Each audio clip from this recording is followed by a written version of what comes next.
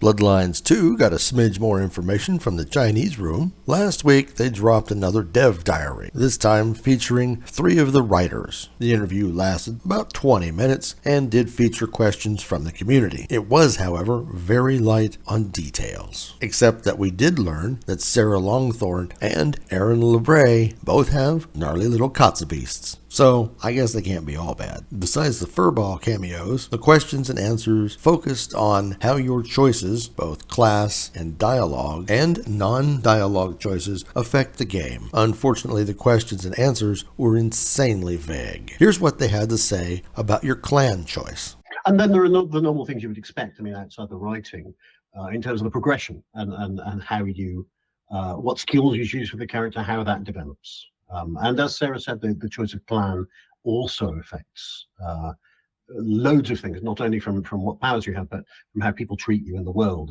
If they believe that fire is a particular clan, and they're of a particular clan, they'll treat you in a different way than if the clans are. So far, I know we've announced Tremere and Bruja, so that's going to have a very different reaction. Like Bruja and Ventrue Prince, not so good. But then also, if you're Tremere, you're kind of a usurper. So some clans might react to you better than others. So yeah, depending on whether they know your clan and obviously whether they give a shit. So yeah, that does have options. There are options that are sometimes, there are choice options sometimes that are clan specific to give you more opportunities to role play harder into your clan. I'm definitely happy that they are going to have clan specific dialogue options. How often this happens, they didn't indicate. Next up was how you, as the vampire, play the game. And by that they mean the politics and social structure of the vampire world. They seem to be leaning very heavily into that. I'm not opposed to it. I just wonder how well they can pull it off. Here's what they said about playing that game. As you know, vampire is a game of politics, right? And so if you go and are cheeky to everybody, maybe that's not a good choice. So you get to pick and choose.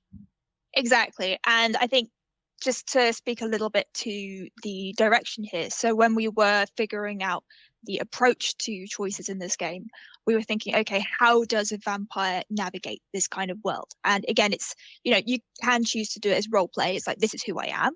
But I think very few vampires are actually presenting themselves as who they actually are and, how they actually feel. It's all about manipulating and scheming. So this wasn't about like, I'm this kind of person, I'm that kind of person. It's about playing the game. And so we were thinking, okay, what kind of different approaches would both hopefully feel satisfying, but also would be something that a kindred would choose in these kind of situations. In a social situation, are you you might be trying to butter someone up.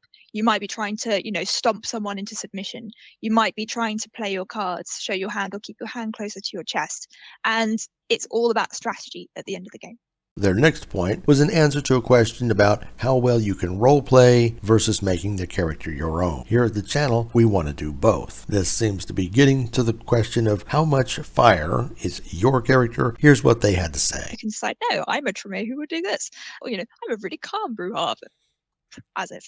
And then also, if people know, then it might factor into the reason why they do something or into their perception of you. They might tell you their first impression of you, and it might be quite different depending on your clan.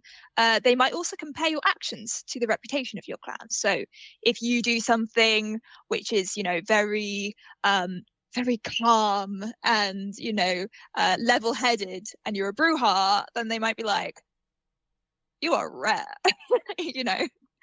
and then on top of that, we're allowing you to kind of basically choose Fire's backstory and who she is now. So Fire's always meant to be this very quicksilver character, very adaptable, but her whole thing has really been, we wanted to answer the question of how does a kindred that old come to be that old? Like, what keeps you alive when actually, being a kindred in this world is actually very, very dangerous, even if you're as sort of strong as Fire.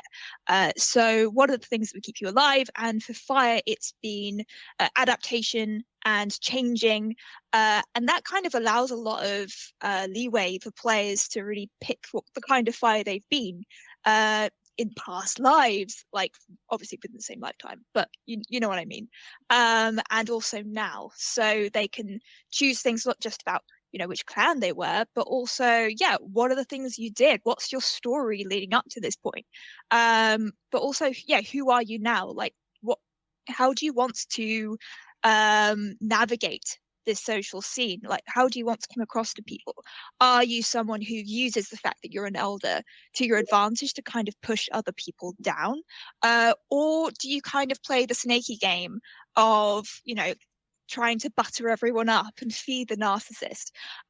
Or do you kind of say, I'm not going to play your games, flip the table. I know exactly what you're doing, and I'm going to spell everything out. I refuse to. Subsex is for cowards, And lastly, there was a comment by Aaron about your non-dialogue actions having bearing on what happens in the world. And keep in mind, there's also the aspect of being a hunter in this modern society. And so how you approach other non-conversation encounters as well can help build the narrative of who you are as a character and who Fire is. How does she comport herself in this world? In the end, this Q&A didn't tell us an awful lot that we didn't already know. And this interview suffers from the same thing so many of these types of interviews do. Don't tell anybody anything. Gotta keep everything close to the vest. I'm sure we all understand the reasons for that. However, a couple of examples from some side quests, of which we don't even know if we have side quests, or some examples of actual dialogue where you are coercing or schmoozing, whatever, to get what you want, would have been very nice and certainly illustrative of how this game is going to play. Instead, everything was very vague. Moving on, clan reveals. We got the next clan. Have a look at this trailer.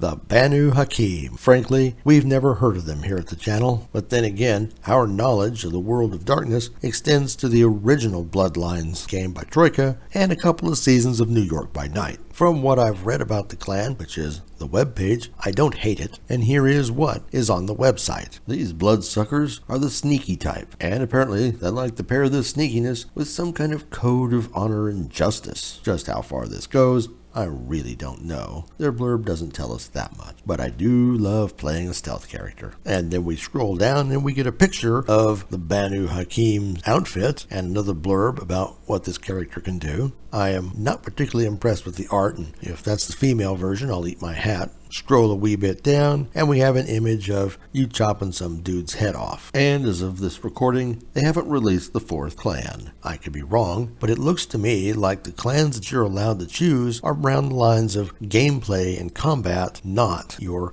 character. Bruja are the fists in your face, beat 'em ups. You have the Tremere using blood magic from a distance. The Banu Hakim, sneaky, assassinate with swords. So now which gameplay style will they choose? I would bet it's either Toreador or Ventrue. And if they gave me the Ventrue with that cool long coat and a katana, I'd certainly be happy. And I suspect the weird dialogue necessary for Malkavian is going to put that one right out of reach. Same goes for the playstyle you'd have to use with Nosferatu and its unique dialogue options. Any of this information helped hype you up? Let us know in the comments below. And remember, like and subscribe. Thanks for watching.